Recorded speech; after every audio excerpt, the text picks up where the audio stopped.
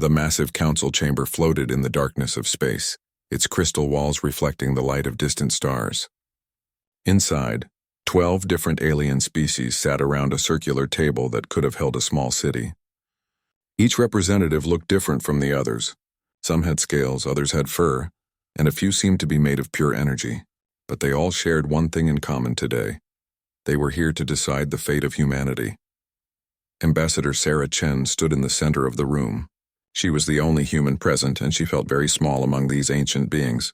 Her dark hair was pulled back in a simple style, and she wore Earth's best diplomatic uniform. In her hands, she held a datapad containing everything humanity had to offer the galaxy. Honored members of the Galactic Council, Sarah began, her voice steady, despite her racing heart. Earth formally requests membership in your alliance.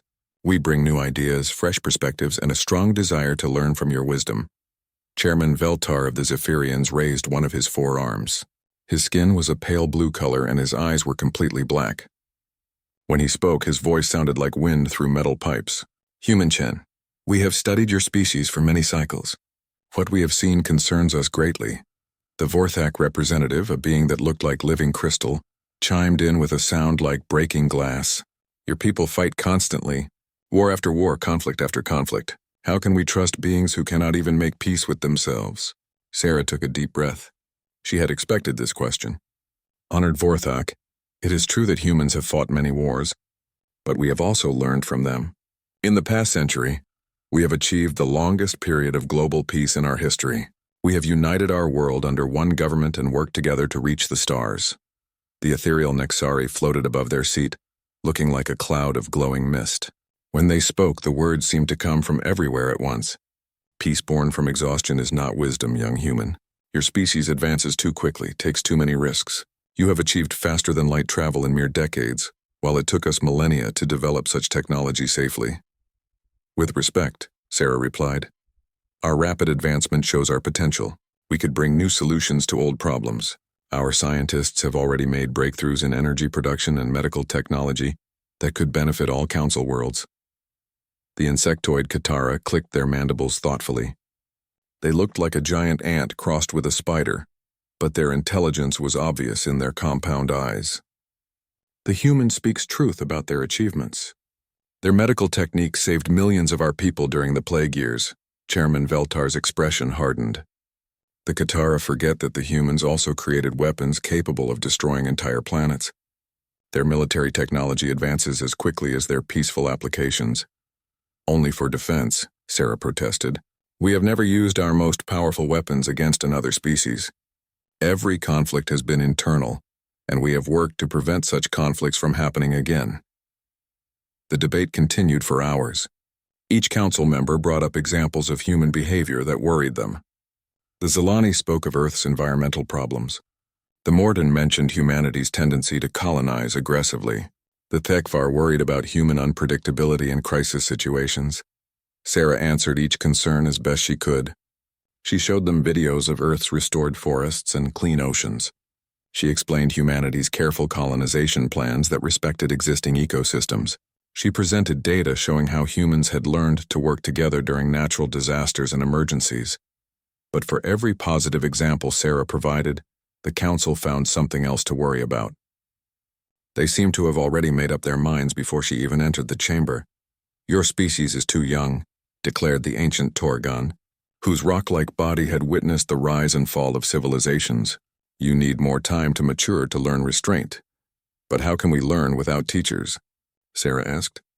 How can we grow without guidance from those who have walked this path before us? Isolation will only make us more dangerous, not less. The Nexari's misty form flickered with what might have been amusement. The human assumes we have an obligation to teach them. Perhaps their isolation is the galaxy's protection. As the debate stretched into the night cycle, Sarah realized she was fighting a losing battle. These beings had lived for thousands of years. They had seen species rise and fall, had witnessed the consequences of granting membership too quickly to unprepared civilizations. To them, humanity was just another young, dangerous race that needed to be contained. Finally, Chairman Veltar called for the vote. One by one, each council member stated their position. The Zephyrians voted no. The Vorthak voted no. The Nexari voted no. The pattern continued around the table. Only the Katara chose to abstain, their compound eyes meeting Sarah's with what might have been sympathy. The vote is complete, Chairman Veltar announced. 11 votes against membership, 0 votes in favor, 1 abstention. Earth's application for Galactic Council membership is denied. Sarah felt the weight of failure settle on her shoulders, but she kept her expression neutral. May I ask if there are conditions under which humanity might be reconsidered for membership in the future? Veltar's black eyes seemed to look right through her. Your species will remain quarantined to your home system indefinitely. No human vessel will be permitted to travel beyond the boundaries we have established. When your civilization has learned wisdom and restraint, perhaps in a few thousand years, you may apply again. The words hit Sarah like a physical blow. Quarantine. Imprisonment in their own solar system. Humanity had reached for the stars only to be told they could never leave their small corner of space. I understand, Sarah said quietly. I will relay your decision to my government. As she turned to leave, the Katara representative called out, Human Chen, not all of us believe this decision is wise. Your species has potential that should not be wasted. Sarah nodded gratefully to the insectoid being, then walked out of the chamber. Behind her, she could hear the council members already moving on to other business, as if the fate of an entire species was just another item on their agenda. Outside the chamber, Sarah's hands finally began to shake. She had failed. Earth's dreams of joining galactic civilization were crushed. Humanity would remain alone among the stars, cut off from the vast community of intelligent life that surrounded them. She made her way to the communication station and opened a channel to Earth. President Martinez's face appeared on the screen, hope and anxiety written clearly in her expression.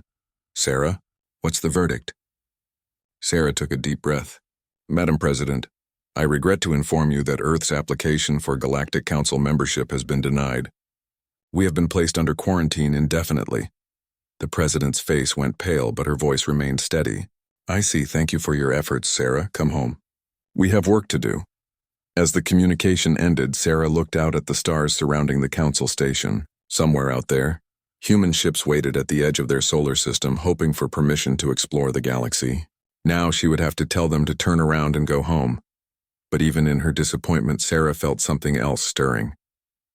The council had underestimated humanity before, and they had been wrong about human potential. Perhaps they were wrong about this too. Perhaps being denied membership was not the end of humanity's story among the stars, but only the beginning.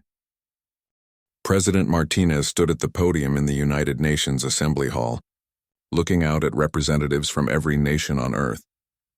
The news of the Galactic Council's rejection had spread quickly, and the world waited to hear how humanity would respond. My fellow citizens of Earth, she began, her voice calm and strong. Yesterday, the Galactic Council denied our application for membership. They have placed our species under quarantine, forbidding us from traveling beyond our solar system. A murmur of anger and disappointment rippled through the crowd, but Martinez raised her hand for silence. I will not lie to you. This is not the outcome we hoped for. But it is not the end of our dreams. She paused, letting her words sink in. The Council believes we are too young, too dangerous, too unpredictable to join their community. They think we need their permission to explore the galaxy, their approval to grow as a species. They are wrong. The crowd began to stir with interest. This was not the defeated speech they had expected. If they will not accept us as partners, we will forge our own path among the stars. We will show them what humanity can achieve when we work together, when we refuse to accept limits placed on us by others. Over the following weeks, President Martinez's words sparked something unprecedented in human history. For the first time since the species had evolved, every nation on Earth united behind a single goal. The old rivalries and conflicts that had defined human politics for centuries suddenly seemed petty compared to the challenge they now faced. Dr. Elena Vasquez, Earth's leading physicist, found herself in charge of the largest scientific project ever attempted. Her task was simple to state but incredibly difficult to achieve. Develop technology that would allow humanity to compete with civilizations thousands of years older than their own.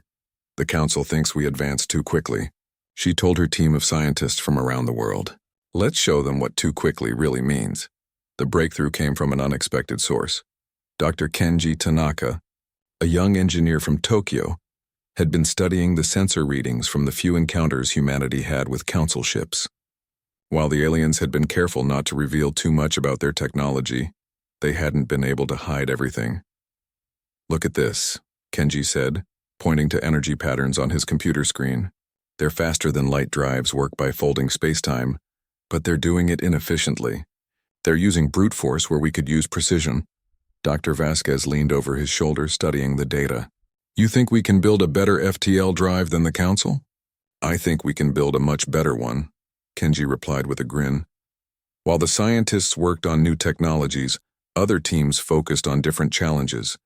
Captain Maria Santos led the effort to design new ships that could carry humans farther than ever before. Unlike the Council's massive vessels, her designs were sleek and efficient, built for speed and adaptability rather than size and intimidation. "We don't need ships that can carry entire cities," she explained to her engineering team. "We need ships that can go anywhere, survive anything, and come home to tell about it." The manufacturing teams, led by former enemies who now worked side by side, developed new techniques for building in space. They turned the asteroid belt into a massive shipyard, using automated systems to mine raw materials and construct vessels at a pace that would have seemed impossible just years before. But perhaps the most important development was happening in the realm of artificial intelligence. Dr. Sarah Kim, working with programmers from every continent, created AI systems that could learn and adapt faster than any organic mind. These systems weren't meant to replace human thinking, but to enhance it, to help humans process and understand the vast amounts of information they were gathering about the galaxy. "The Council has had thousands of years to learn about the universe," Dr. Kim explained. "We need to catch up in decades. Our AIs will help us learn from every scrap of data, every sensor reading, every encounter with alien technology." The Council, watching from their distant stations, noted the increased activity in Earth's solar system but weren't particularly concerned. Chairman Veltar received regular reports about human construction projects and scientific research, but dismissed them as typical behavior for a species denied what it wanted. "Let them build their toys," he told his advisors.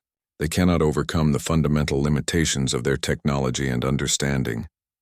A few years of frantic activity will exhaust them, and they will settle down to accept their quarantine." The Zephyrian spy networks reported that humans were attempting to develop new FTL technology, but their scientists assured the Council that this was impossible. The principles of faster-than-light travel had been well understood for millennia. There were no revolutionary improvements to be made, no shortcuts to be discovered. They were wrong. 3 years after the Council's rejection, the first test of humanity's new FTL drive took place in the outer reaches of the solar system. The test ship, barely larger than a fighter craft, engaged its experimental drive and simply vanished. It reappeared 30 seconds later, having traveled a distance that should have taken the fastest Council ship several hours to cover. The human drive didn't fold space-time like the alien versions. It slipped through dimensions that the Council had never even discovered. Dr. Vasquez watched the test results with tears in her eyes. "It works," she whispered. "It actually works." But the new FTL drive was just the beginning. The human ships being built in the asteroid shipyards were unlike anything the galaxy had ever seen. They were smaller than Council vessels, but faster and more maneuverable. Their weapon systems were compact but incredibly powerful. Their defenses could adapt to almost any attack. Most importantly, they were built with a philosophy the Council had forgotten. Where the Council built ships to last for centuries, humans built ships to evolve.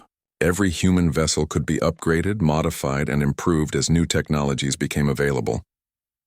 They were not static monuments to past achievements, but living platforms for future discoveries.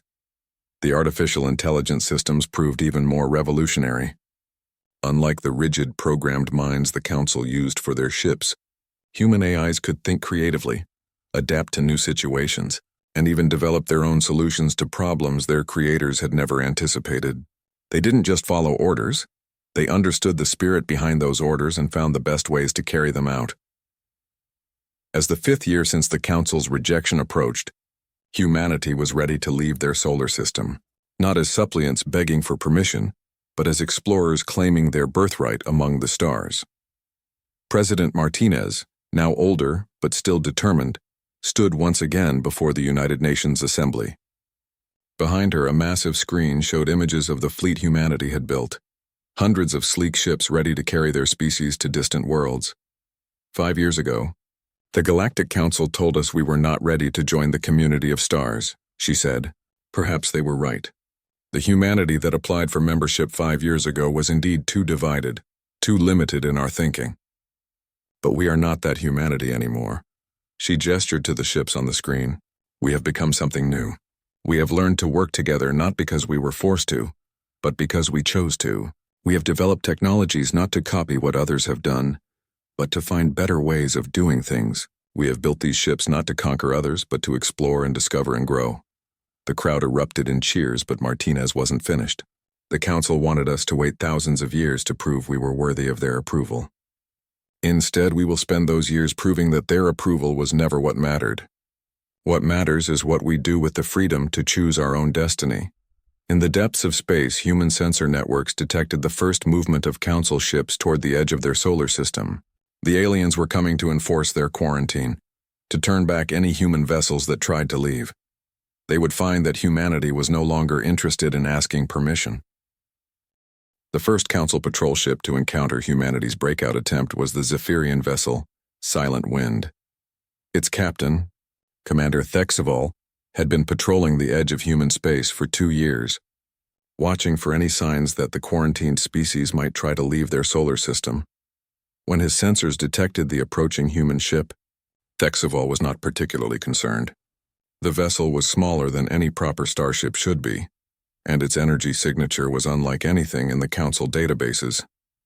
Clearly, the humans had cobbled together some primitive craft and were attempting to test it against superior Council technology. Human vessel, Thexeval broadcast on all frequencies. You are in violation of Galactic Council quarantine protocols. Return to your system immediately or face the consequences. The human ship continued on its course without responding. Thexeval sighed and ordered his weapons officer to prepare a warning shot. A beam of directed energy lanced out from the Silent Wind, designed to disable the human ship's engines without causing serious damage. The beam passed harmlessly through empty space. The human ship had simply vanished. Sensor malfunction? Asked the weapons officer, confusion clear in their voice. Before Thexeval could answer, the human ship reappeared directly behind them, moving at a speed that should have been impossible for any vessel its size. Warning alarms screamed as the ship's AI calculated impact probability. But there was no impact. The human ship matched the Silent Wind's course and speed, then transmitted a simple message. Thank you for the escort. Safe travels. Then it accelerated away at a velocity that made Thexeval's jaw drop. Within seconds, it had disappeared again, this time beyond the range of even the most sensitive Council sensors. Similar encounters began happening throughout the border region. Human ships appeared without warning, demonstrated capabilities that violated known physics, and then vanished before Council forces could respond effectively. They never attacked, never made threats. They simply proved that the quarantine was meaningless. Chairman Veltar received the reports with growing alarm. How is this possible? He demanded of his science council. Our models showed that human technology was centuries behind our own. Chief Scientist Morthek, an ancient being whose crystal body had recorded the rise of galactic civilization, studied the data with something approaching panic. Their faster-than-light capability appears to operate on principles we do not understand. Our ships fold space-time to travel between points. Their ships seem to step outside of space-time entirely. That's impossible, Veltar snapped. The fundamental laws of physics do not allow for such technology. Perhaps, Morthek replied carefully. The fundamental laws are not as complete as we believed. As weeks passed, the reports became more disturbing. Human ships were not just leaving their solar system. They were establishing a presence throughout the galaxy. Long-range sensors detected human activity in dozens of systems, including many that the Council had marked as uninhabitable. The planet Kepler 442b had been written off by Council surveyors as a toxic wasteland, its atmosphere poisoned by volcanic activity, and its surface scoured by radiation. When a Council science ship arrived to investigate reported human activity, they found a thriving colony protected by energy shields that turned the deadly environment into a garden paradise. The asteroid field of the Vega system had been avoided by Council ships for centuries due to its unpredictable gravitational anomalies and frequent meteor storms. Human colonists had not only settled in the field, they had turned it into a massive manufacturing complex that produced ships and equipment at a rate that boggled the imagination. Most shocking of all was the gas giant Proxima Centauri C, where humans had somehow established floating cities in the planet's upper atmosphere. The Council had always considered gas giants useful only for fuel harvesting, but the humans had found ways to extract rare elements from the atmospheric layers and use them to create materials that were stronger and lighter than anything in Council technology. They're not just surviving in these environments, reported Captain Yulneth of the exploration vessel Far Seeker. They're thriving. Their colonies are expanding faster than our models predicted was possible. But it wasn't just the speed of human expansion that worried the Council. It was the way they approached colonization. Where Council species established colonies that looked exactly like their homeworlds, human settlements adapted to their environments in creative ways. They didn't terraform planets to suit their needs. They transformed themselves to suit the planets.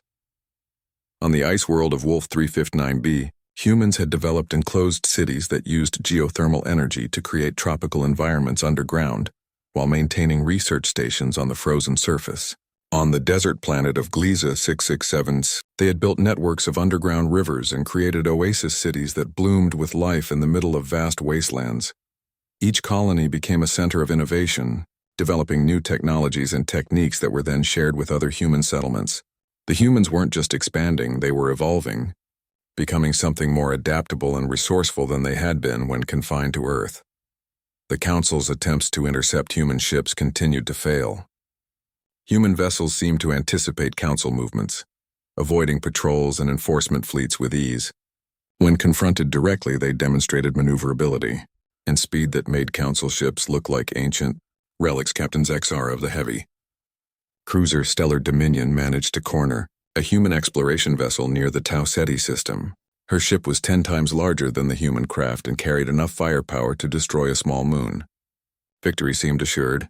"Human ship, you will surrender immediately and submit to escort back to your quarantine zone," she broadcast. The human response came in perfect Zephyrian, spoken with an accent that suggested the speaker had learned the language recently but thoroughly. "Captain Zexara, we appreciate your dedication to duty, but we must respectfully decline your offer. We have important work to do." Zexara was surprised that the humans knew her name and language, but pressed forward. "You have no choice in the matter. Our weapons are trained on your vessel." "We understand," the human replied calmly. "However, we believe you may find our defensive capabilities adequate to the situation." Zexara ordered her weapons officer to fire a disabling shot. The energy beam struck the human ship directly and simply disappeared, absorbed by hull plating that seemed to drink energy rather than resist it. The human ship's engines didn't even flicker. Before Zexara could order a more powerful attack, the human ship did something impossible. It divided into 6 smaller vessels, each one flying in a different direction at speeds that defied her ship's ability to track them. "How?" she whispered, staring at her sensor readings. The answer came from one of the 6 human ships now safely out of weapon range. "Modular design, Captain. We build our ships to adapt to whatever situations we encounter. Your ship is very impressive, but it was designed to fight wars that ended centuries ago." As if to prove the point, the 6 human ships suddenly rejoined into their original configuration, performed a maneuver that took them around Zexara's ship so quickly that her gunners couldn't track them, and then disappeared into faster-than-light travel before she could react. The message was clear. Human technology had not just caught up to Council capabilities, it had surpassed them entirely. Back on the Council station, Chairman Veltar convened an emergency session. For the first time in centuries, the Ancient Alliance was facing a situation they couldn't control through established protocols. "The humans have made fools of us," declared the Vorthak representative, their crystalline form flickering with embarrassment. "Our quarantine is meaningless. Our ships cannot catch them, cannot stop them, cannot even track them effectively." "Perhaps," suggested the Katara delegate tentatively, "it is time to reconsider our position. The humans have shown they can break our quarantine at will, yet they have not attacked our ships or colonies. They seem more interested in exploration than conquest. Veltar's black eyes glittered with anger. You suggest we reward their defiance? They have violated our authority, ignored our laws, and made a mockery of this council's power. They have also, the Katara replied quietly, shown us that our understanding of what is possible may be incomplete. Perhaps there is something we could learn from them. The suggestion was met with hostile silence from most of the council members. The idea that these ancient civilizations could learn anything from a species barely out of its home system was almost unthinkable. But in the depths of space, human colonies continued to spread and flourish, each one a testament to the ingenuity and determination of a species that had refused to accept the limits others tried to place on them. 3 years after humanity's first ships broke the quarantine, the Galactic Council found itself facing a crisis they had never imagined possible. The emergency session that had been called was the longest in Council history, stretching into its 3rd day as representatives struggled to understand how their careful order had been so completely disrupted. The humans now control or influence 47 star systems, reported Intelligence Director Kevnash, a spider-like being whose multiple eyes tracked data streams from across the galaxy. Their expansion rate has actually increased over the past year, not decreased. Chairman Veltar stared at the galactic map display, where red markers showed confirmed human presence. The pattern of expansion made no sense according to Council doctrine. Instead of expanding outward from a central point, human colonies had appeared in seemingly random locations throughout the galaxy.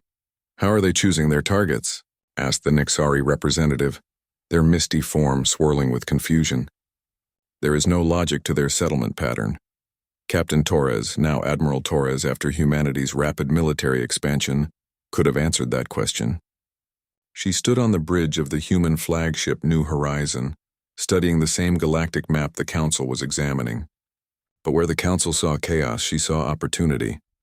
Admiral, reported her science officer, Lieutenant Commander Park. We're receiving the distress signal from the Zilani colony again. Their stars showing increased solar flare activity. Torres nodded. The Zilani were one of the minor Council species, and their homeworld was facing evacuation due to their sun's instability. The Council had offered them relocation to other worlds, but the process would take decades and could only save a fraction of their population. Set course for the Zilani system, Torres ordered. Full speed. Ma'am, that system is deep in Council space.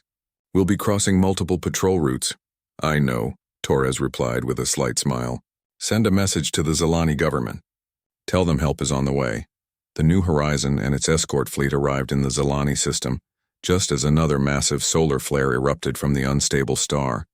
The planet's magnetic field was failing, and the surface was becoming uninhabitable. Council evacuation ships struggled to remove a few thousand Zilani per trip, their slow vessels overwhelmed by the scale of the disaster. Admiral Torres opened a communication channel to the Zilani planetary government. This is Admiral Torres of the Human Confederation. We're here to assist with your evacuation.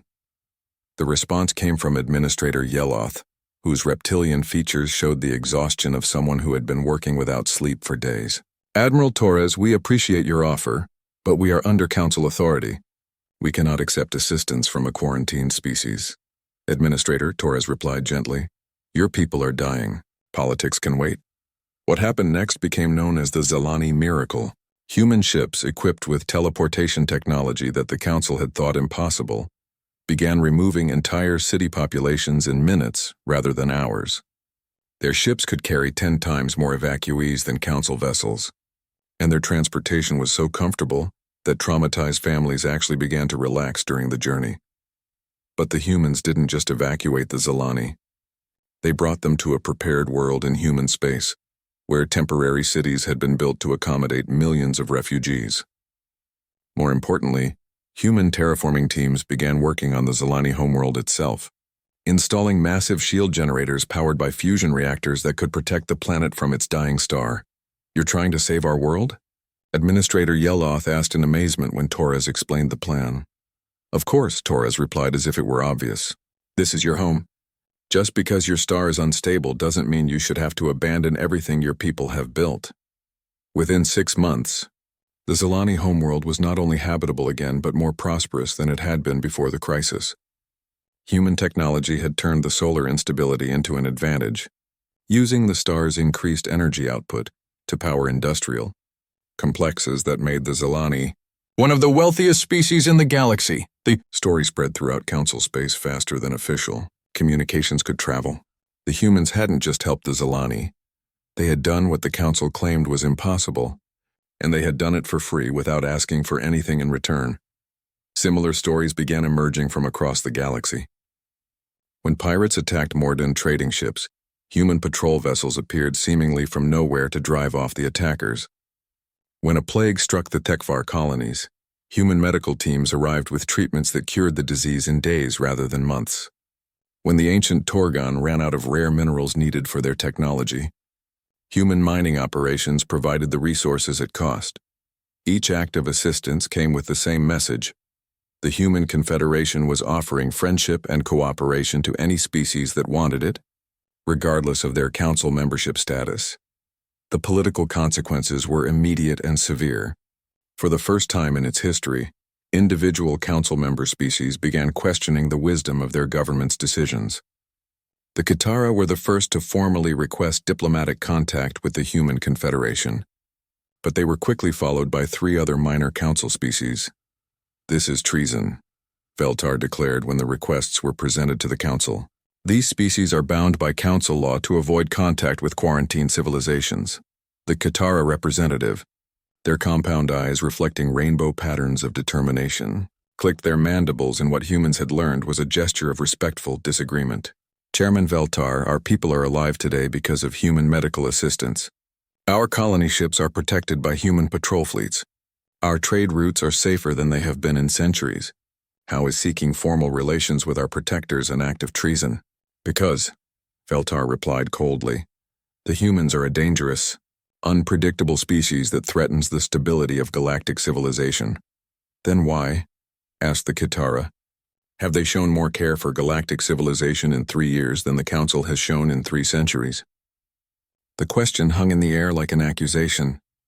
Around the Council chamber, representatives shifted uncomfortably as they realized that their traditional answers no longer satisfied even themselves.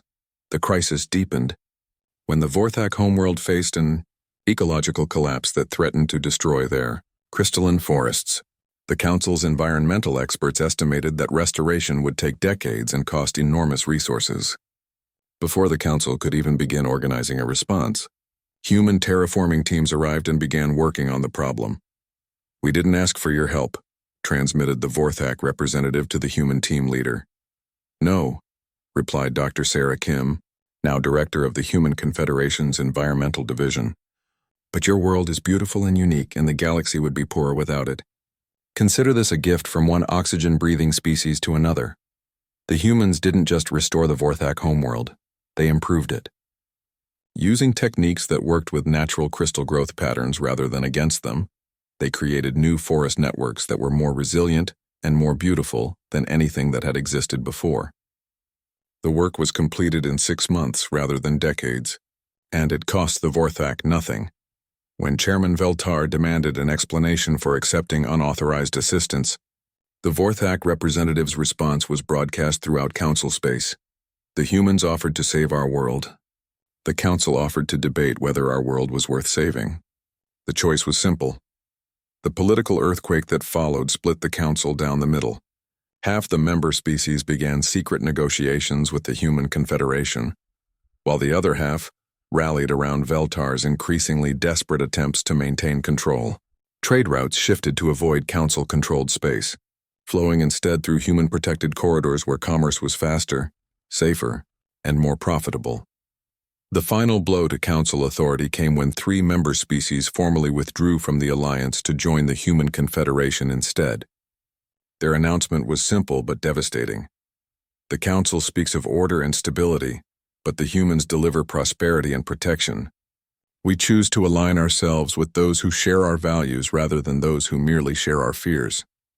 In his private chambers aboard the Council station, Chairman Veltar stared out at the stars and tried to understand how everything had gone so wrong. 5 years ago, they had been the undisputed rulers of galactic civilization. Now they were watching that civilization abandon them for a species they had dismissed as too young and dangerous to matter. His aide, Commander Thexfall, entered with the day's intelligence reports. Chairman, we have confirmed reports of human colonies in the Andromeda approach vector. They appear to be preparing for intergalactic exploration. Veltar closed his black eyes in something approaching despair. The humans weren't just challenging council authority within the galaxy. They were preparing to expand beyond it, to carry their influence to other galaxies entirely. How? He whispered. How did we lose control so completely? Thexfall, who had been the first council officer to encounter human capabilities, spoke carefully. Perhaps, Chairman, we never truly had control at all. Perhaps we only had the illusion of control. Mainly 10 years had passed since the Galactic Council's vote against Earth, and the galaxy bore little resemblance to the ordered realm they had once controlled. Nearly 2/3 of all intelligent species now belonged to the Human Confederation, while the remaining council worlds existed as isolated islands in a sea of human influence. Chairman Veltar had aged visibly during those years, his once proud bearing bent under the weight of watching his civilization's decline. The council chamber, once filled with representatives from dozens of worlds, now hosted only 6 species that remained loyal to the old order. The rest had either joined the Confederation or declared independence from all galactic governments. The quarterly reports, announced his aide, placing a datapad before him with obvious reluctance. The numbers told the same story they had for years: declining trade, shrinking territory, and growing irrelevance in galactic affairs. But this morning brought news that made all previous problems seem trivial. The emergency klaxons wailed throughout the council station as sensor operators detected massive energy signatures approaching from the galactic rim. Chairman, you called Communications Officer Yextal, her voice tight with panic. We're receiving automated distress signals from 17 border systems. Something is attacking our outer colonies. Veltar rushed to the command center, where tactical displays showed a sight that chilled him to his core. Geometric ships of black metal were sweeping through council space, their weapons reducing planets to slag and their armies claiming worlds with mechanical efficiency. The Terminus Collective, whispered Science Director Morthek, his crystalline form flickering with fear. They've finally launched their invasion. The Terminus Collective was the galaxy's oldest nightmare, a race of artificial intelligences that had consumed their creators eons ago and spent millennia building fleets in the dark spaces between galaxies. Council intelligence had tracked their movements for centuries, but the machines had always remained beyond the galactic rim, content to observe and wait. How many ships? Veltar demanded. Preliminary estimates suggest over 10,000 vessels, reported the tactical officer. They're advancing on multiple fronts, coordinating their attacks with precision no organic fleet could match. Veltar watched the tactical display with growing horror as red markers indicating destroyed worlds spread across the map. The remaining council fleets were responding, but their outdated ships and rigid tactics were no match for the machine's overwhelming technological superiority. Contact Admiral Zexara, Veltar ordered. Tell her to mobilize every available ship for the defense of the core worlds. Sir, the communications officer replied hesitantly. Admiral Zexara's fleet was destroyed 3 hours ago defending the Rigel colonies. She didn't survive. The words hit Veltar like a physical blow. Zexara had been one of their finest commanders, her ship one of the most advanced in the council fleet. If the machines could destroy her so easily, what hope did the rest of them have? The answer came over the following weeks as system after system fell to the Terminus advance. Council fleets that had seemed mighty when intimidating primitive species proved helpless against enemies who thought faster, moved faster, and fought with a coordination that organic minds couldn't match. The machines didn't just defeat council forces, they dismantled them with clinical efficiency. Within a month, the Terminus had conquered half of council space and showed no signs of slowing. Refugees flooded the remaining worlds, bringing tales of horror that grew worse with each telling. The machines weren't just conquering, they were harvesting, stripping each world of useful resources and converting the population into raw materials for their war machine. It was then, as Veltar prepared to evacuate the council station itself, that a miracle appeared on his sensors. Human ships were emerging from hyperspace throughout the war zone, their sleek vessels moving with purpose and precision. Admiral Chen of the Human Confederation Defense Force came a transmission from the lead human ship. Chairman Veltar, we understand you're experiencing some difficulties with uninvited guests. Admiral Chen. Veltar remembered her mother, Ambassador Sarah Chen, who had stood before the council 10 years ago asking for membership. The daughter's voice carried the same dignity, but there was something else in it, a quiet confidence that spoke of victories won and challenges overcome. Admiral Chen, Veltar replied, his pride warring with desperation. The council did not request human assistance.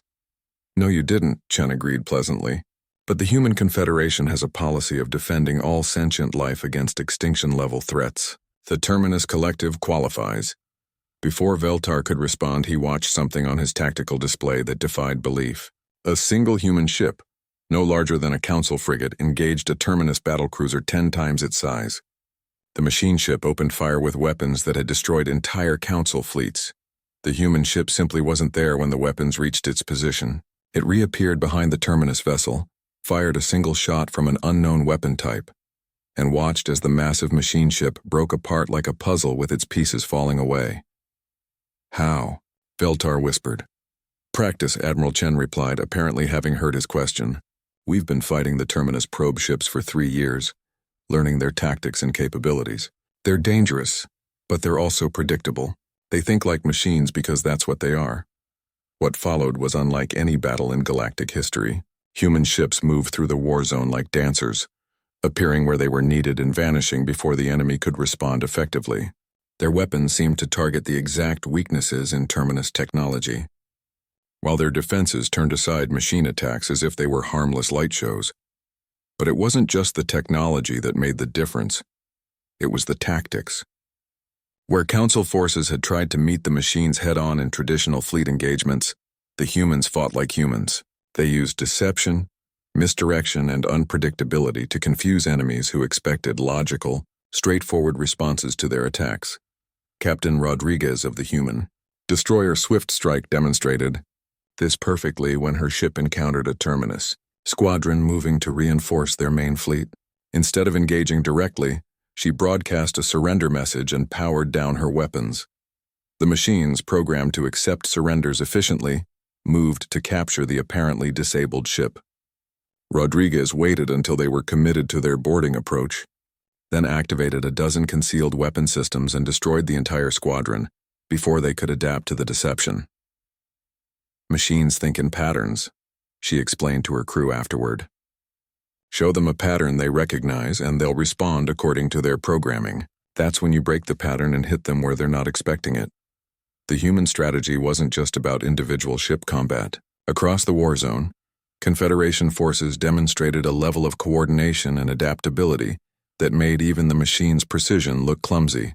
Human fleets appeared where they were needed most, reinforced threatened positions, and executed complex multi-system strategies that turned the tide of battle across dozens of fronts simultaneously. But perhaps the most remarkable aspect of the human intervention was its scope. This wasn't just about defending former Council worlds. The Confederation was protecting every threatened system, regardless of their political alignment. Independent worlds that had rejected both Council and Confederation membership found themselves defended by human fleets with the same dedication as core Confederation colonies. Why? Veltar asked during one of his communications with Admiral Chen. Why are you protecting worlds that owe you nothing? Chen's response was quintessentially human in its simplicity. Because it's the right thing to do. Every sentient being has the right to exist, to grow, to choose their own path among the stars. The Terminus Collective would take that right away from everyone, and we can't allow that. The war reached its climax when the main Terminus fleet, over 3,000 ships strong, moved to attack the Confederation's core worlds. This was the moment the machines had been building toward, the destruction of the power that had frustrated their conquest. They found the human fleet waiting for them in the space between galaxies, arrayed in a formation that seemed to violate every principle of space combat. Instead of presenting a unified front, the human ships were scattered across light-years of space, connected only by quantum communication networks that allowed instant coordination. The battle that followed, lasted 3 days and changed the course of galactic history. The machines attacked with overwhelming force only to find their targets dissolving away and reforming elsewhere. Human ships fought as individual units, as squadrons, as fleets, and as a single massive organism, adapting their tactics from moment to moment as the situation demanded. When it was over, the Terminus fleet had been completely destroyed. Not defeated, destroyed. The few surviving machine ships fled back toward the galactic rim, their invasion broken and their threat to organic life ended for generations to come. In the aftermath, as human rescue ships searched for survivors and human engineering teams began reboo,